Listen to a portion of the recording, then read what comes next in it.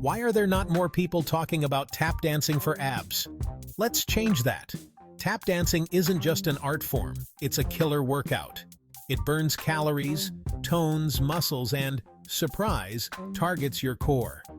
Those rapid footwork and intricate movements, they need a stable, strong core, engaging your abs with every tap and shuffle.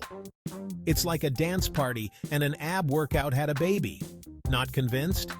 Many have gone from regular midsections to sculpted six-packs with tap dancing. Ready to join them? For beginners, start with basic steps like the shuffle and ball change. Wear comfy clothes and proper tap shoes. Begin with short sessions, and as you get the hang of it, increase the duration. Consistency is your best friend here. So why not tap dance your way to six-pack abs? If you enjoyed this, like, comment, and subscribe to The Fitness Idea for more exciting content.